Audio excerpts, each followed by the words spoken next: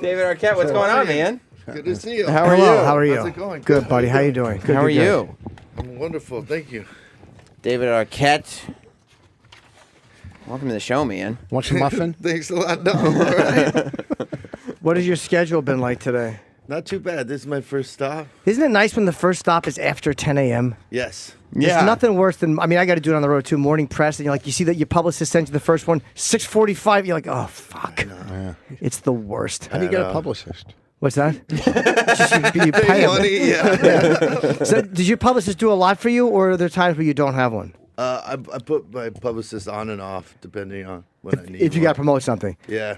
Or then if some scandal breaks, then she'll call me up. Guess I'm what? like, okay, Did I you gotta ever- clean some shit up for you. Did you ever enlist one? Because they have PR people who do this damage control. Like with Weinstein's got like apparently an amazing one now that is obviously there's nothing they can do. Right, yeah, they're leaving by the... Have you had to hire anybody or ever like? No, not really. I sort of, I do my own damage. There's no control about it. It's just damage. I don't know. I kind of make my own trouble, but you know, I've dealt with my stuff. Now I'm like, I go to sleep early. You know, I don't mind waking up early doing stuff. Your because- publicist is getting pissed because she's like, it used to be like every 3 months there'd be something I could call you for and milk you out of some more dough, but there's nothing to clean up. Nothing to clean up anymore. Did you ever have those times though where you feel like, oh no, I fucked up, and it's not going to stop. This bad vibe is not going to stop. This negative stuff coming towards me is going to continue and just roll me over. Yeah, I mean that's I've been to rehab twice and just sort of that whole thing. So, you gotta you dig your own grave, really. You know what I mean? It's usually your actions that are leading to all this crap anyway. So, how did people receive you when you came out? Because normally in Hollywood, especially if you screw up and you kind of make good, people are pretty forgiving, especially about like drug and alcohol stuff. yeah, I mean, it depends. Kind of have to own it, and you have to sort of, figure it out for yourself. I'm not like the sober guy because I'm not sober now, but I've got everything sort of. I've dealt with what I had to like the underlying issues that led me to sort of escapism. Okay. And then what do you have to like kind of rebuild the reputation so you can prove to people like, no, he's a responsible dude, like we can count on him, because that's what it is at the end of the day. But a lot of the time you burn a lot of bridges along the way, and it's kind of like you miss opportunities, and You end up with a podcast. What's What? that? I said you end up with a podcast. Yeah. Yeah. So do you feel like you've burnt bridges like that? Yeah, I feel like you're generally these days not like, the kind of wild dude that you were at one point. No, but it just sort of like at the peak times of your career, it's when you I have to see. really be like vigilant and be selective and make the right moves so that you can, do the right kind of movies that you want to do. Does that haunt you at all? Like when you go like, if I just made like, if I had done something different after Scream or this one or that one, then I'd be over here. Yeah. Or do you not think about it? No, I think about it sometimes. You go to like something like La La Land and you're like, oh, I wish I could have a role like that. Yeah, you know what I mean? Well, have you turned any down that were like that? Because there are people that turn them down or they're too difficult and they get someone else. There was a couple of stories of people on La La Land that they originally wanted for it that didn't do it. Yeah. Are there any that you look at like, fuck, I shouldn't have turned that down? Yeah, I was supposed to go up for Arrested Development, and they were really interested in meeting me. I was like, I'm too young to be a dad at the time. It was like one of the worst moves ever. Yeah, once in a while, I guess you can't tell though. Like if you had done it, would it have been? Sometimes you wonder. Like Harvey Keitel was shooting Apocalypse Now, Yeah. and it's like, would it have been Apocalypse Now with Harvey Keitel? And it didn't do that much good for Jason Bateman, right? It didn't completely rebuild his career or anything like that. Exactly. No, but I love Jason, so I'm happy for him. But yeah, you never know. I worked with Harvey Keitel once. That Did you? was On a what? trip. It was called The Gray Zone, and he played a Nazi, and we played a bunch of Jewish prisoners, but we were also sort of like these soldiers that like fooled the Jews into going into the gas chamber, so we were like bad Jews. But he didn't talk to us for like 2 months of filming. We were in the same hotel. We were at the same restaurants. They're like, you can't talk to him. You can't look at him. Is that a method acting It thing was a because he was method playing a acting Nazi thing and for you were him. playing Jews, right? Yeah. Either that or he's just an asshole and he's blaming it on method acting. He's like, it's for the character. Whatever you got to tell him. He was awesome on the last day after he rapped. Then we all had dinner together. He was a great guy. Oh, you did get yes. Those method actors. It's got to suck if you're like talking like a guy like Harvey that you want to talk to and you just can't. Yeah. Yeah, I'd go like if I was in that scenario and like had a great time with him the last night, I'd be like, oh shit, I wish I'd been a Nazi in this movie instead of because then I could have hung out with him the whole time. The first time you ever say that, I wish I was a Nazi. Yeah. Did he talk in a German accent in it, or did he kind of just do it like in the movie? Yeah, he had like this slight German accent or a pretty strong German accent. Yeah, it was intense. It was like sick movie. It's crazy. And how is your sister doing? Because now she's kind of in the story of Harvey The Weinstein story, yeah, and as a brother, did you know that before, or what was, or did you? A little bit, yeah. I kind of knew. You know, I knew like, just like that kind of vibe. But I'm really proud of my sister for coming out and all the women that sort of stood up and it's sad. It's unfortunate. It happens more than people think. It's this kind of the tip of the iceberg. I mean, Trump, to be honest with you, was one of those kind of guys that had a similar kind of reputation, and a bunch of people do. So, I don't know. It's so did it hurt her career at all to have refused him or no? I don't know. I mean, I feel. You'd have to ask her, but I think she kind of felt that way. Did you call her? Do you? Should we call her? Do you know what Do you know what hurts your career, or do you just notice at some point you're like, oh fuck, I pissed somebody off somewhere because right? Or do you ever know exactly like that was what it was, or just okay, I obviously pissed somebody off at some point because sometimes, yeah. I mean, there's you could trace some of it back, and then you don't know. And like you've worked with some people, and then you never work with them again, or you don't hear from them. Whatever. Sometimes you could trace it back. Yeah. With Harvey Weinstein, it was just like there was a vibe about him that people kind of knew, or did people really know like this dude is a fucking creep? I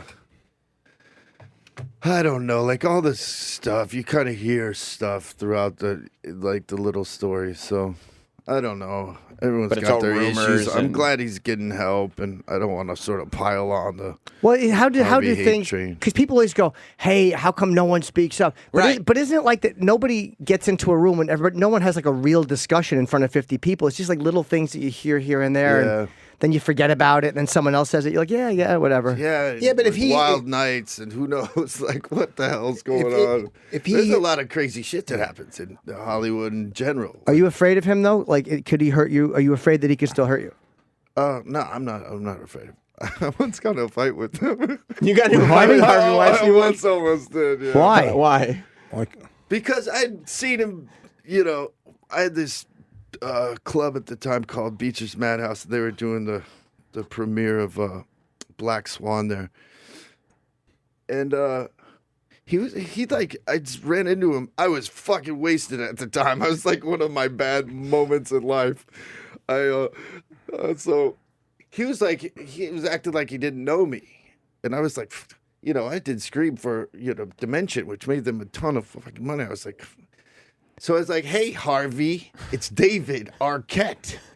He's like, hey, David. I don't know. I think it was some of the stories I'd heard in the past. And so I just kind of got all up in his face. And then my partner was like, David, what are you doing? What are you, crazy? Yeah. It wasn't a pretty scene. So but they kind of moved me out of there, and then I was dancing and fell into the pool. It was an ugly night. So you were a confrontation. He hadn't actually done anything though. Yeah, it was he acted like he didn't know who the fuck I was, and right. ego bruised me. Yeah, yeah. I was like, fucking Harvey, you made you fucking in front of your partner. Now, when you say partner, business partner. Oh, okay. Sorry. Not my gay lover. No, you're remarried, right? I am remarried, yes. Right. Kids? Right. But my partner's still very upset about it. Yeah, that had to piss off that two dude. new kids. Yeah. That was part of the reason I was going to beat up Harvey. He wanted to take a shower with my boyfriend. Is there a certain amount of it that's tolerated? Like, because actresses don't seem so sensitive that, like, if one guy hits on them, they fall apart. Like, is there a certain amount of it that, like, all right, we expect a producer once in a while is going to ask you out, but then once it goes past that point of just asking, it becomes, all right, this is fucked up. Yeah, I think this is going to be I think there's a lot of like, there's the whole woke thing. Like people are waking up to a lot of stuff going on in general with health, with, behaviors, with sort of what's going on in the world. So I think that's what's happening. I think, and it takes a lot of people like working on themselves. You know, when you get to a certain age, if you haven't like really addressed these serious issues in your life, they're going to keep coming back and causing trouble. So I think it's just a matter of like, I'm glad people are talking about it. I'm glad it's getting out there. I'm glad, there's a dialogue happening because there's a lot of gray area and there's a lot of like workplace weirdness. And so is the Hollywood scene like not the same scene anymore where a David Arquette type could get drunk, threaten an executive, and fall in the pool? Like that doesn't happen. Hurt my career at all. It didn't, right? You think that stuff like that does hurt? It does, yeah. I don't think it's a good look. Because it's irrational drunken behavior. Like sometimes you'll like a guy will say something, you'll be like, "You motherfucker, Harvey." Yeah, completely. It was out of left field. It should have been like, "Congratulations, Harvey. The movie's incredible. Thanks for throwing your premiere at our club." I was in fucking Scream. It's like, I'm Dewey.